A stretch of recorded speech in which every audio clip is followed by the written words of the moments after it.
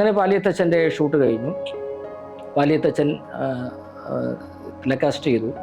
വളരെ നല്ല അഭിപ്രായം ഉണ്ടാകുകയും നിരൂപകരൊക്കെ അതിനെക്കുറിച്ച് വളരെ നല്ല രീതിയിൽ റിവ്യൂസ് എഴുതാൻ തുടങ്ങി.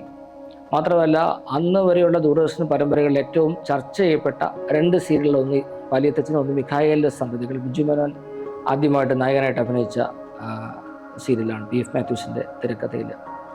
അപ്പോൾ അങ്ങനെ പാലിയത്തച്ഛൻ ആ ലെവലിലേക്കൊരു ശ്രദ്ധിക്കപ്പെടുന്ന ഒരു ഇതായിട്ട് മുന്നോട്ട് വന്നു. മാത്രമല്ല, ക്യാപ്റ്റൻ രാജുവിൻ്റെ പ്രതിച്ഛായ പൂർണ്ണമായിട്ട് മാറുന്ന ഒരു സാഹചര്യം.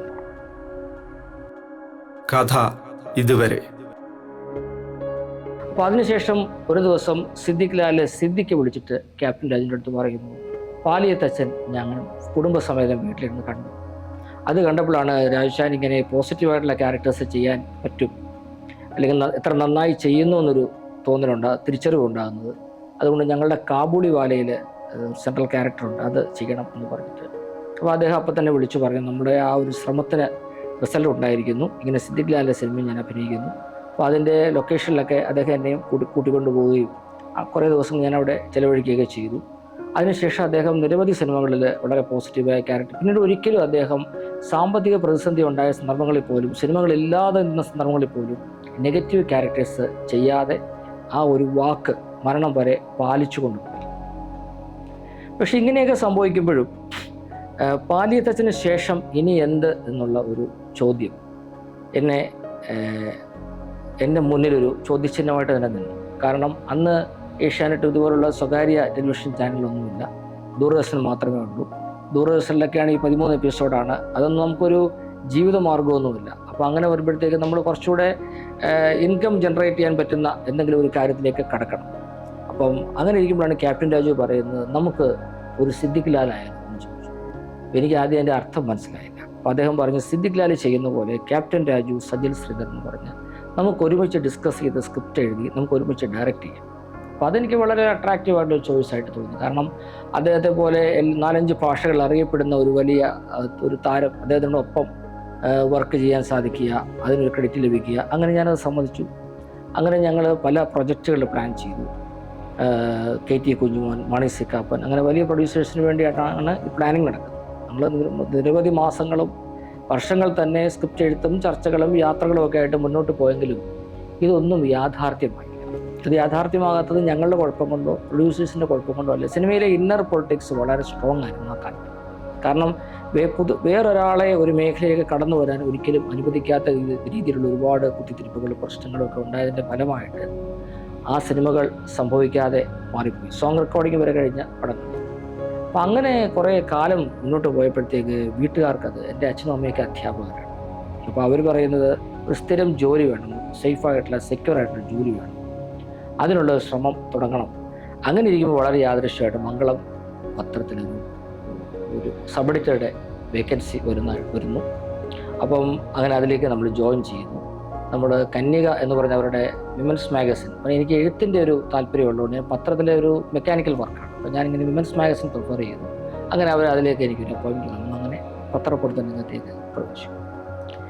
പത്രപ്രവർത്തന രംഗത്തേക്ക് വന്നപ്പോൾ സ്വാഭാവികമായിട്ടും ഈ വിഷ്വൽ മീഡിയ ആയിട്ടുള്ള ബന്ധത്തിൽ നിന്ന് അകന്നുപോയി. പിന്നീട് കുടുംബത്തിൻ്റെ കാര്യങ്ങൾ, സ്ഥിരം ജോലി, അങ്ങനെ ഒരു റുട്ടീനിലേക്ക് നമ്മുടെ ജീവിതം പ്രതിഷ്ഠിക്കപ്പെട്ടു. പക്ഷേ എനിക്കൊരിക്കലും അതൊരു അലോസരമായി തോന്നിയില്ല. കാരണം നമുക്ക് ആ ജോലി എൻജോയ് ചെയ്യാൻ പറ്റുന്നു. ഒരുപാട് വിവിധ മേഖലകളിലുള്ള സെലിബ്രിറ്റീസിനെ കാണാനും പരിചയപ്പെടാനും അവരുമായിട്ട് അനുഭവങ്ങൾ പങ്കുവയ്ക്കാനും അവരെ അടുത്തറിയാനും ഒക്കെ സാധിച്ചു. അപ്പോൾ അത് ഒരു വലിയ എക്സ്പീരിയൻസ് ആണ്. നമ്മൾ ശരിക്കും ആ ജോലി എൻജോയ് ചെയ്ത് അതിനോടൊപ്പം തന്നെ ട്രാവൽ ചെയ്യുന്നൊരു അവസ്ഥയാണ് ഉണ്ടായത്. ഒരു ഉദാഹരണം പറഞ്ഞാൽ മോഹൻലാലിൻ്റെ ഒരു അഭിമുഖം. അന്ന് മോഹൻലാൽ കത്തി നിൽക്കുന്ന സമയമാണ്. അന്നല്ല, ഇന്നും അദ്ദേഹം കത്തി നിൽക്കുകയാണ്. സിനിമയുടെ ഷൂട്ടിങ് തിരുവനന്തപുരത്ത് ഒരു കടപ്പുറത്താണ് നടക്കുക. അപ്പോൾ അവിടെ അദ്ദേഹത്തെ കാണാനായിട്ട് ചെന്നപ്പോൾ അത് ഇൻ്റർവ്യൂവിൻ്റെ കാര്യം പറഞ്ഞപ്പോൾ അദ്ദേഹം പറഞ്ഞു, ഞാനിപ്പോൾ ഇൻ്റർവ്യൂ കൊടുക്കുന്നേയില്ല. കാരണം എല്ലാ ആൾക്കാരും വന്നിട്ട് ആദ്യത്തെ സിനിമ ഏതാണ്, ഇതുവരെ എത്ര സിനിമയിൽ അഭിനയിച്ചു, എന്താണ് നിങ്ങൾക്ക് ഇഷ്ടപ്പെട്ട ഭക്ഷണം, ഏത് വസ്ത്രമാണ് ധരിക്കാൻ ഇഷ്ടം, ഇങ്ങനെയൊക്കെയുള്ള ബാലിശമായ ചോദ്യങ്ങളാണ് ചോദിക്കുന്നത്. ഇതിന് മറുപടി പറഞ്ഞു, മടുത്തു, അതുകൊണ്ട് ഞാൻ ഇൻ്റർവ്യൂ താല്പര്യമില്ല പ്ലീസ് എന്ന് പറഞ്ഞ് പുള്ളി ഒഴിച്ചു മാറി. പക്ഷെ ഞാൻ പിന്മാറിയില്ല. ഞാൻ പിറ്റേ ദിവസം വീണ്ടും അദ്ദേഹത്തെ കാണാൻ ചെയ്തു. അപ്പോഴും അദ്ദേഹം പറയാം, അല്ല ഞാൻ പറഞ്ഞതൊന്നും മാറ്റമൊന്നുമില്ല കേട്ടോ, ഞാൻ അത് വേണ്ട എന്നൊരു തീരുമാനത്തിലാണ് നിൽക്കുന്നത്. ഞാൻ പറഞ്ഞൊരു കാര്യം ചെയ്യും, ഞാൻ സാധാരണ ഒരു ഇൻ്റർവ്യൂ അല്ല ഉദ്ദേശിക്കുന്നത്, ഒരു തീം ബേസ്ഡ് ഇൻ്റർവ്യൂ ആണ്. ലാലേട്ടൻ അതൊന്ന് കേട്ടിട്ട് ആ തീം ഇഷ്ടപ്പെട്ടാൽ അത് സമയം തരണമെന്ന്. എന്താ തീം എന്നോട് ചോദിച്ചു. ഞാൻ പറയും നവരസങ്ങൾ ബേസ് ചെയ്താണ് ഇൻ്റർവ്യൂ. അതായത് നവരസങ്ങൾ എന്ന് പറയുമ്പം ശൃംഗാരം, രൗദ്രം, വീരം, അങ്ങനെ ഉള്ള ഓരോ ഫീലിങ്സ് ഉണ്ടല്ലോ. അപ്പോൾ അതുമായി ബന്ധപ്പെട്ട അവസ്ഥകൾ നമ്മുടെ ലൈഫിൽ, അതായത് നമ്മളെ ഏറ്റവും കൂടുതൽ ചിരിപ്പിച്ച, അല്ലെങ്കിൽ നമുക്ക് പ്രണയം അനുഭവപ്പെട്ട, നമുക്ക് ദേഷ്യം തോന്നിയ അങ്ങനെയുള്ള സിറ്റുവേഷൻസ് നമ്മുടെ ലൈഫിൽ നിന്ന് ഓർത്തെടുക്കണം. പെട്ടെന്ന് പുള്ളിയുടെ മുഖം അങ്ങ് തെളിഞ്ഞു. പുള്ളി അതുവരെ ഒരു മൊത്തത്തിൽ പത്രക്കാരോട് ഒരു അസ്വസ്ഥയായിട്ട് നിന്ന ആൾ ഒന്ന് ചിരിച്ചിട്ട് പുള്ളി ചോദിച്ചു, എനിക്ക് കുറച്ച് സമയം തരുമെന്ന് ചോദിച്ചു. ഞാൻ പറഞ്ഞു, പിന്നെന്താ, ഞാനിവിടെ എവിടെ നിന്നാണ് വരുന്നത്? ഞാൻ പറഞ്ഞു, കോട്ടയത്ത് നിന്നാണ് വരുന്നത്. ഞാനിവിടെ ക്യാമ്പ് ചെയ്യാൻ കുഴപ്പമില്ല, എനിക്കൊരു 2 ദിവസം എനിക്കൊന്ന് ഓർത്ത് മെമ്മറി ഒന്ന് റിഫ്ലക്റ്റ് ചെയ്യാൻ വേണ്ടിയിട്ടെന്ന് പറഞ്ഞു. അങ്ങനെ അദ്ദേഹം വളരെ സീരിയസ് ആയിട്ട് പോയിൻറ്റ്സൊക്കെ അദ്ദേഹം നോട്ട് ചെയ്ത് വെച്ചു. അതിനുശേഷം അടുത്ത ദിവസം ചെന്നപ്പോൾ അദ്ദേഹം പറഞ്ഞു, നെക്സ്റ്റ് ഡേ എൻ്റെ അച്ഛൻ്റെ ഷൂട്ടില്ല കേട്ടോ, എൻ്റെ അച്ഛൻ്റെ ഓർമ്മ ദിവസം എൻ്റെ വീട്ടിലേക്ക് വരാമെന്ന് ചോദിച്ചു. ഞങ്ങൾ അദ്ദേഹത്തിൻ്റെ വീട്ടിലേക്ക് ചെന്നു. അവിടെ നല്ല തിരക്കാണ്, ഒത്തിരി ഗസ്റ്റുകളുണ്ട്. പക്ഷേ അദ്ദേഹം സിറ്റിംഗ് റൂമിൽ ഞങ്ങളെ വിളിച്ചുകൊണ്ട് പോയി ഇരുന്ന് ഡീറ്റെയിൽഡായിട്ട് സംസാരിച്ചു. കാര്യങ്ങളെല്ലാം അദ്ദേഹത്തിൻ്റെ ജീവിതത്തിൽ ഓരോ കാര്യങ്ങളും അദ്ദേഹം പറയുകയാണ്. ഈ 9 രസങ്ങളുമായിട്ട് ബന്ധപ്പെട്ട കാര്യങ്ങൾ വളരെ വിശദമായിട്ട് സംസാരിച്ചു. അപ്പം നമ്മൾ ആ വ്യക്തി ഇത്രയൊക്കെ നമ്മളോട് സഹകരിക്കുന്നു. അതിനുശേഷം അദ്ദേഹം ചോദിച്ചു, ഇനി ഞാൻ എന്താണ് ചെയ്യേണ്ടതെന്ന് ചോദിച്ചു. അപ്പോൾ ഞങ്ങൾ പറഞ്ഞു, ഫോട്ടോസ് വേണം, ഓരോ രസങ്ങളുമായിട്ട് ബന്ധപ്പെട്ട ഫോട്ടോ വേണം, പിന്നെ കവർ പേജിനൊരു ഫോട്ടോ വേണം. അപ്പോൾ എത്ര സമയം എടുക്കുമെന്ന് ചോദിച്ചു. അപ്പോൾ ഞങ്ങൾ പറഞ്ഞു, ഒരു ഫുൾ ഡേ വേണ്ടി വരും, കോട്ടയത്തു നിന്ന് ഫോട്ടോഗ്രാഫറൊക്കെ വരണം. അപ്പോൾ അന്ന് നമ്മുടെ ഫോട്ടോഗ്രാഫർ ഇന്നത്തെ സംവിധായകനായ എബ്രിഡ് ഷൈനാണ്. അപ്പോൾ പുള്ളി അത് റിജക്റ്റ് ചെയ്യുമെന്ന് ഞാൻ വിചാരിച്ചു. കാരണം പുള്ളിക്ക് സമയം ഇത്രയും തിരക്കുള്ള ആളല്ലേ. ഇപ്പോൾ നമുക്ക് ചെയ്യാം, ഇത് നമുക്ക് ഭംഗിയായിട്ട് ചെയ്യാം എന്ന് പറഞ്ഞ് അദ്ദേഹം ഒരു ഫുൾ ഡേയും കൂടി അതിനുവേണ്ടി സ്പെൻഡ് ചെയ്ത് അതിൻ്റെ ഫോട്ടോ സെഷനും എല്ലാം സഹകരിച്ചു. അപ്പോൾ ഈ അച്ഛൻ്റെ പിറന്നാളിൻ്റെ ആഘോഷമൊക്കെ നടക്കുന്ന സമയമാണുണ്ട്. ഞങ്ങൾ സംസാരിച്ചുകൊണ്ടിരിക്കുമ്പോൾ അമ്മ വന്നിട്ട് 2 കപ്പ് പായസം ഞാനും എൻ്റെ കൂടെയുള്ള ആൾക്കൂടെ കൊണ്ട് അവിടെ വച്ചിട്ട് പോയി. ഞങ്ങൾ ഈ പായസം കഴിച്ചിട്ട് ഈ കപ്പ് നിലത്ത് വെച്ചു. കപ്പ് നിലത്ത് വെച്ച് ഒരു മിനിറ്റ് കഴിയുമ്പം ലാലേട്ടൻ എഴുന്നേറ്റു. അപ്പോൾ ഞാനോടത്ത് അദ്ദേഹം എന്തെങ്കിലും റിലാക്സ് ചെയ്യാൻ അങ്ങോട്ട് മാറി. അദ്ദേഹം ഈ 2 കപ്പ് എടുത്ത് നേരെ അടുക്കളയിൽ കൊണ്ടുവച്ചിട്ട് തിരിച്ചു വന്നിരുന്നു.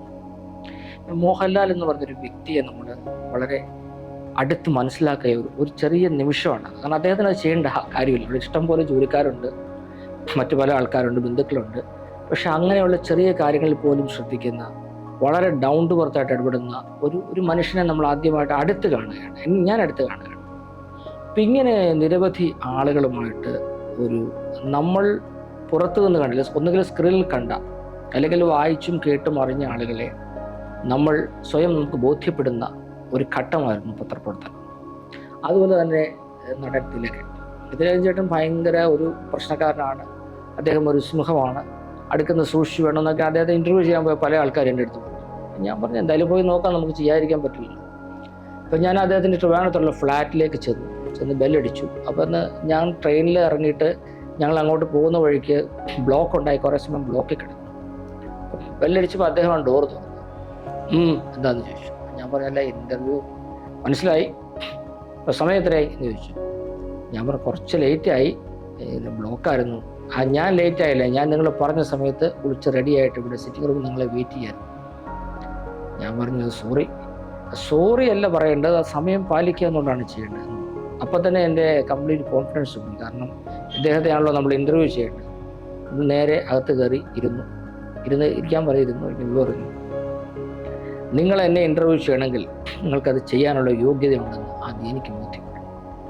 അപ്പോൾ ഞാനോട് ദൈവമേ, ഇദ്ദേഹം എന്താണ് ചോദിക്കാൻ പോകുന്നത് നമുക്കറിയില്ല. ഞാൻ 5 ചോദ്യങ്ങൾ ചോദിക്കും, അതിൻ്റെ ഉത്തരം തൃപ്തികരമാണെങ്കിൽ മാത്രം അഭിമുഖം, ഇങ്ങനെയാണ് പറയുന്നത്. ഞാൻ പറഞ്ഞു, ശരി, ചോദിക്കാൻ പറഞ്ഞു. അദ്ദേഹം എന്നോട് ചോദിച്ചത് അടൂർ ഗോപാലകൃഷ്ണൻ്റെ സിനിമകളെക്കുറിച്ച്. ഭാഗ്യവശാൽ എനിക്ക് അറിയാവുന്ന ഒരു ടോപ്പിക് ആയതുകൊണ്ട് 5 ചോദ്യങ്ങൾക്ക് എനിക്ക് ഉത്തരം പറയാൻ സാധിച്ചു. അപ്പോൾ പറഞ്ഞു, ഓക്കെ, നിങ്ങളിതിന് എലിജിബിളാണ്, ഇനി എന്ത് വേണമെങ്കിലും ചോദിച്ചു എന്ന് പറഞ്ഞു. അന്ന് തുടങ്ങിയ സൗഹൃദമാണ്. അതിനുശേഷം എപ്പോൾ തിരുവനന്തപുരത്ത് പോയാലും രാത്രി 12 മണി വരെ 1 മണി വരെയൊക്കെ അദ്ദേഹത്തിൻ്റെ ഫ്ലാറ്റിൽ ഇരുന്ന് സംസാരിക്കാനും ഒരുമിച്ച് ഭക്ഷണം കഴിക്കാനും എന്തും അദ്ദേഹത്തോട് ചോദിക്കാവുന്ന ഒരു സ്വാതന്ത്ര്യം അദ്ദേഹം എനിക്ക് തന്നു. പിൽക്കാലത്ത് അദ്ദേഹം മരിച്ച ശേഷം അദ്ദേഹത്തിൻ്റെ ജീവചരിത്രം തിലകൻ ജീവിതം ഓർമ്മ എന്ന പേരിൽ എഴുതാനുള്ള ഒരു ഭാഗ്യവും ഉണ്ടായി. അപ്പോൾ ഇങ്ങനെ നമ്മൾ വെളിയിൽ നിന്ന് കാണുന്ന ആളുകളെല്ലാം അടുത്തറിയുന്ന ഒരു വ്യക്തിയും. തെളിയൻ ചേട്ടൻ വളരെ കൊച്ചുകുട്ടികളുടെ മനസ്സുള്ള ഒരാളാണ്. പുറമേ അദ്ദേഹം ഒരു കവചമെടുത്ത് അണിഞ്ഞിരിക്കുകയാണ്. കാരണം ഞാനൊരു തൻ്റെടിയാണ്, നിഷേധിയാണ്. പക്ഷെ അങ്ങനെയല്ല, വളരെ ലവബിളായിട്ടുള്ള, വളരെ തുറന്ന് സംസാരിക്കുന്ന സത്യസന്ധനായിട്ടുള്ളൊരു മനുഷ്യനാണ്. അങ്ങനെ ഒരുപാട് ആളുകളെ ഈ കാലയളവിൽ എനിക്ക് തോന്നുന്നൊരു 25 വർഷത്തോളം പത്ര പ്രവർത്തന രംഗത്ത് ഞാനൊരു സബ് എഡിറ്ററായിട്ട് തുടങ്ങി, പിന്നീട് എഡിറ്ററായി. മംഗളം വീക്കിലി, മംഗളം ദിനപത്രത്തിൻ്റെ സൺഡേ സപ്ലിമെൻ്റ്, മംഗളത്തിൻ്റെ വാർഷിക പതിപ്പ്, കന്യക എന്ന് പറയുന്ന ഞാൻ തുടങ്ങിയ പ്രസിദ്ധീകരണം അടക്കം 3-4 പ്രസിദ്ധീകരണങ്ങളുടെ എഡിറ്ററായിട്ട് ഈ കാലയളവിൽ ജോലി ചെയ്യാൻ സാധിച്ചു.